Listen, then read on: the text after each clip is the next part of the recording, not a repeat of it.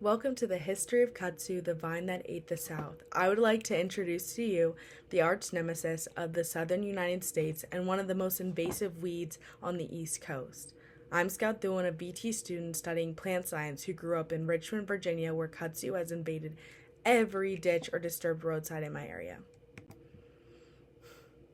You can find kudzu on the side of any highway throughout the southern United States. It forms a large blanket of weaved vines over native vegetation and starts to suffocate them. You may be thinking, why should you even be interested in learning the history of a weed? Well, as students attending an institution in the South, it's important to know what plants are growing around you, as well as what plant is growing faster than any other. Its history is very strange, and I'm excited to share with you today the cool stories I've learned about kudzu throughout my education. I will cover the origin and biology of kudzu, who established it in the U.S., and the uses of kudzu in Asia versus the United States. So hold on tight to your seat, and let's go back in time to the year of 1876 when kudzu entered the United States. Kudzu, or some refer to as the mile-a-minute weed due to how fast it grows, first arrived in the U.S. at the Philadelphia Centennial Expedition. This was the first World's Fair that commemorated the 100th anniversary of the Declaration of Independence. It would have been found in the Japanese pavilion listed as an ornamental plant, being described as a sweet-smelling flavor and sturdy vines. Kudzu originates from the regions of Japan and China, where it derived its name from the Japanese word plant Kudzu. This plant is listed under the family Fabaceae, which is the same family as the common beans you eat. This plant is considered a leguminous vine because of that. In its native range, it's a calm weed. In the southern United States, although, it takes on a whole new persona. Kudzu has a trailing and climbing, hairy stem that grows at a speed of 1 foot per day. One root produces up to 30 vines that can reach lengths of 60 feet per season. The most defining feature of kudzu is its massive fleshy taproot that can reach depths of several feet and weigh hundreds of pounds, allowing it to access water and nutrients effectively. Kudzu is also an important source of food for goats and llamas in the southern parts of the USA, and the starch extracted from the root itself can be used as a replacement for cornstarch in the human diet. Kudzu has a lot of appealing biological qualities and has caught a lot of people's attention, including Charles Earle, a naturalist, and his wife Lily Pleas, an artist, who were Quaker immigrants from Indiana who visited the World's Fair and brought kudzu back to their farm outside of Chipley, Florida. They planted it initially on an arbor and quickly saw that it takes over the front of their home. So they uprooted the plant, threw it over a fence line. The livestock of their neighbor reached through the fence line, devoured the kudzu, sparking an idea in Charles for an entrepreneurial business opportunity. He created a mail-order business that he then ran out of his home for nearly 20 years.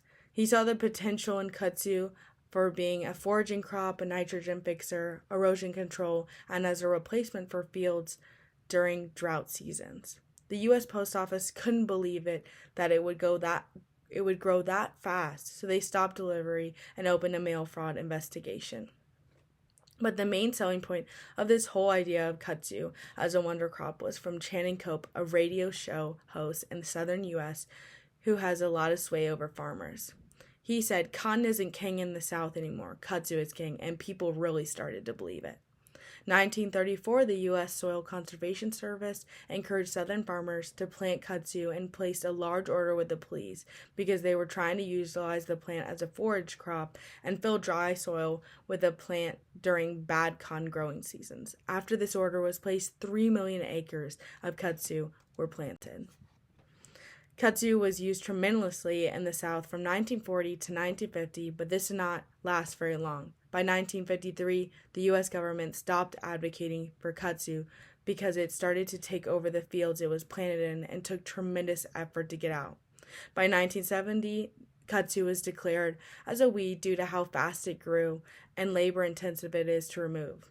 Herbicides are effective on small, immature patches of kudzu, but larger infestations require repeated applications over extended periods of time, which can be so expensive. So this is why the U.S. made the plant on the noxious weeds list, but this only lasted up until 2000 when it was removed. This is because it no longer stands a threat to agricultural fields, and people within the South no longer distribute the plant through sales. Although kudzu continues to be an annoyance to Americans, I'd like to talk more about how kudzu helps in its native habitat.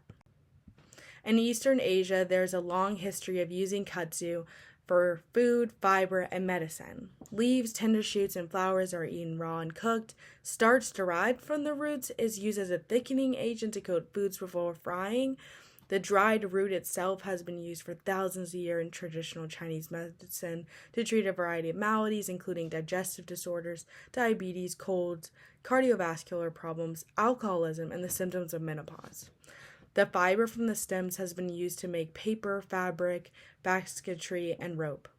Although kudzu is very beneficial in Asia and has many different uses, in the United States, the only known use is as a weed that makes the sides of highways green. Kudzu is not utilized for its medicinal fiber or food uses in the U.S. due to how Western culture is not as open-minded to utilizing wild plants for the products they could easily buy for cheap at the grocery store.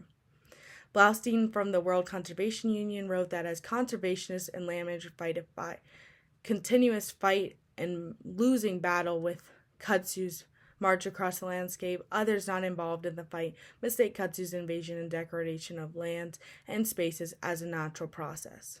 But not all people or states have fallen for its green illusion, and that's why kudzu is illegal in the states like Florida, Maryland, and Virginia, who have great laws that eliminate distribution of kudzu. As you've heard, this whole presentation, kudzu has a very fascinating history, but all in all, its benefiting qualities don't outweigh how invasive it is outside of its native range. Before you log off, I want to reestablish some of the main concepts you should leave with today. After this presentation, I hope that you leave with a better understanding of the history of kudzu and how it got to the United States, as well as a new perspective on how to view the blanket that covers the ditches and roadsides of Virginia and even the town of Blacksburg. Now feel free to share this information with your friends and family so they can too learn the origin and biology of kudzu, who established it in the U.S., and most importantly, the uses of kudzu in Asia versus the United States. Thank you for listening, and make sure to keep an eye out for your new arch nemesis, the kudzu vine. These are the references I use if you want to read more about kudzu. Bye!